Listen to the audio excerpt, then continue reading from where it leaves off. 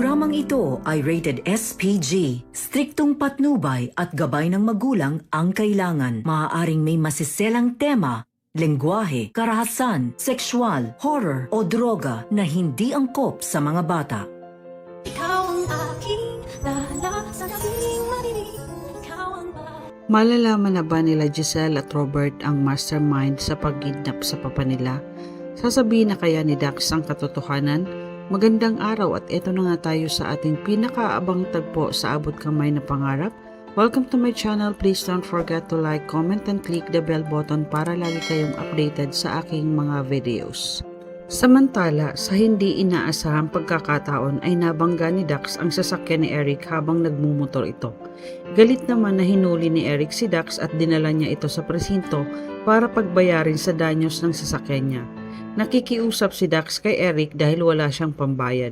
Pero hindi pumayag si Eric na hindi siya bayaran ni Dax. Kaya naisipan ni Dax na humingi ng tulong kay Moira. Sabi ni Dax na may tatawagan lang siya at pinayagan naman siya ng pulis. Bumaba muna si Dax at agad tinawagan niya si Moira para humingi ng tulong. Sinunda naman ni Eric si Dax. Hindi alam ni Dax na nasa likod niya si Eric. Narinig ni Eric na tinawag niyang Mrs. Tanyag ang kausap nito. At ang mga sinabi ni Dax na sobra-sobra na ang ginawa kong tulong para sa inyo para maabsuelto kayo sa binan nyo. Ipinagtaka naman ito ni Eric kaya naisip niya na isa si Dax sa mga kumidnap kay Don Pepe. Ikinagalit naman ni Moira ang pagtawag ni Dax sa kanya at tinanggihan niya na tulungan ito. Walang nagawa si Dax dahil binabaan siya ng tawag ni Moira. Bumalik si Dax sa loob ng hindi alam kung paano ang gagawin, habang si Eric naman ay naisipan tawagan si Robert para sabihin ang mga nalaman niya. Samantala sa presinto, binawi lahat ni Nerissa ang mga sinabi niya na si Moira ang lahat ng may gawa sa pagkidnap sa papa nila.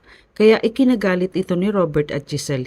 Hindi sila makapaniwala na naabsuelto si Nerissa dahil hindi napatunayan na totoo ang mga sinasabi nito sa kanila. Kaya pati pulis ay wala din nagawa. Ikinadismaya ito ng magkapatid na si Giselle at Robert at tuluyan na itong pinakawalan. Maya-maya ay tumunog ang telepono ni Robert at agad niya itong sinagot. Ipinagtaka naman ni Robert kung bakit tumawag si Eric sa kanya. Sabi ni Eric na nasa presinto siya dahil nabangga ang sasakyan niya. Sabi ni Robert na kailangan mo ba ng tulong? Sabi ni Eric, hindi. Narinig ko kasi doon sa nakabangga sa akin na parang kilala niya si Moira at tinulungan daw siya nito para maabsuelto sa nangyari sa binan niya. Ikinagulat ni Giselle at Robert ang sinabi ni Eric at kinutuban si Giselle na tauhan nga ito ni Moira. Sabi ni Robert na kung pwede niya itong huwag paalisin.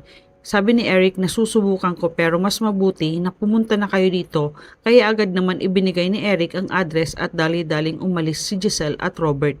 Samantala sa presinto habang hinihintay ni Eric ang pagdating ni Giselle at Robert, hindi pumayag si Eric na umalis si Dax hanggang hindi niya ito nababayaran.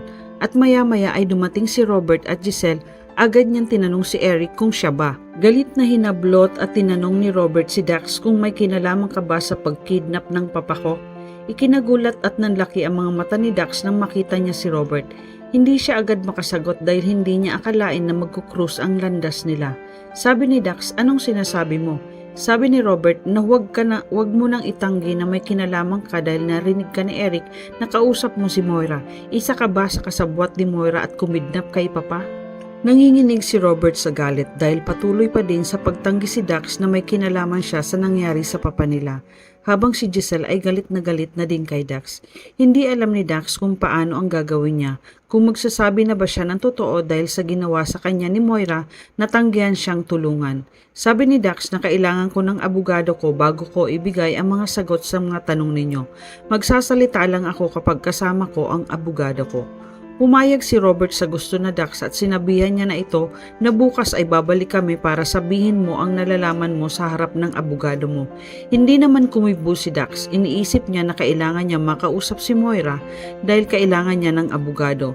Hindi na nakalabas ng presinto si Dax dahil hindi niya nabayaran si Eric sa nabangga niyang sasakyan, kaya ikinulong muna si Dax. Pagkaalis nila Robert ay agad tinawagan ni Dax si Moira para humingi ng tulong dahil makukulong siya ngayon at kailangan niya ng abogado bukas dahil nalaman na nila Robert na isa siya sa kumidnap kay Don Pepe. Sinabihan niya si Moira na kapag hindi mo ako tinulungan ngayon ay idadamay ko kayo ng anak mo at sasabihin ko na ikaw ang mastermind ng lahat. Ikinatakot ni Moira ang banta ni Dax sa kanya dahil alam niya na ito ang magiging katapusan nila ni Zoe kapag nagsalita si Dax. Agad naman sinabihan ni Moira si Dax na magpapadala siya ng abogado niya bukas at ibinaba ni Moira ang tawag niya. Samantala, pinuntahan naman ni Moira si Nerissa para kausapin kung bakit siya nagsalita na siya ang mastermind ng lahat. Humingi naman ng pasensya si Nerissa kay Moira na nagawa lang niya yun dahil naipit na siya at ayaw niyang makulong. Sabi ni Nerissa na Moira, kaibigan mo ako. Alam mo na kahit sinabi ko yun ay binawi ko naman lahat ng sinabi ko sa pulis. Kaya naabswelto ako. Alam mo na kahit anong mangyari ay hindi kita ilalaglag. Si Dax, gaano ka nakakasigurado sa kanya? Ano ang pinanghahawakan mo na hindi magsasalita laban sa'yo? Paano kung siya ang lumaglag sa'yo at sabihin niya ang lahat ng nalalaman niya? Hindi alam ni Moira kung ano ang sasabihin niya dahil natatakot din siya na kapag nagsalita si Dax, magiging katapusan na nilang mag-ina at tuluyan na silang makukulong. Sabi ni Moira na hindi pwedeng mangyari yan. Hindi ko hahayaan na magsalita si Dax at gagawin ko ang lahat para hindi siya magsalita. Samantala sa Apex, nalaman ni Zoe ang nangyari kaya agad niyang pinuntahan si Moira para itanong kung ano ang nangyari. Sabi ni Moira na nahuli nila si Dax at nakakulong siya ngayon. Kailangan niya ng abogado bukas dahil babalik sila Robert para kausapin siya. Natataranta na si Zoe dahil natatakot na siya na malaman na nila ang totoo. Umiiyak si Zoe dahil ayaw niyang makulong. Sabi ni Moira na huwag kang mag-alala, gagawin ko ang lahat para hindi mangyari ang iniisip mo. Pero bukas kailangan mong sumama sa Daddy Robert mo sa presinto para makibalita kung ano ang sasabihin ni Dax sa harap nila Robert at Giselle. Naalala kasi ni Moira na may gusto si Dax kay Zoe. Gagamitin niya si Zoe para mapigilan niya kung ano man ang sasabihin ni Dax, kaya pumayag naman si Zoe. Kinabukasan ay ang araw na babalik sa presinto sila Giselle at Robert para sa muling paghaharap nila ni Dax, ang taong makakapagsabi sa kanila ng katotohanan. Nakita ni Zoe ang Daddy Robert niya kaya nakiusap si Zoe kay Robert kung pwede siyang sumama sa kanila dahil gusto niyang makita ang taong kumidnap sa lolo niya. Wala naman nagawa si Robert kaya isinama niya si Zoe. Sa presinto ay dumating na din si Giselle at nagulat siya nang makita niya na kasama ni Robert si Zoe. Sabi ni Giselle, bakit kasama mo si Zoe? Sabi naman ni Zoe na gusto kong makita ang taong kumidnap sa lolo tita. Tumingin lang si Giselle kay Zoe. Alam ni Giselle na wala siyang tiwala kay Zoe. At pumasok na sila sa kwarto kung nasaan naroon si Dax at ang abogado nito. Nakita ni Dax si Zoe at napangiti ito pero kabado naman si Zoe nang makita niya si Dax dahil kinakabahan siya sa maaring sabihin ni Dax. Umupo na sila at maya-maya ay tinanong ng pulis ang abogado ni Dax kung handa na bang magsalita ang kliyente mo. Tumingin naman si Dax sa abogado at tumango ito, tanda na magsasalita na siya.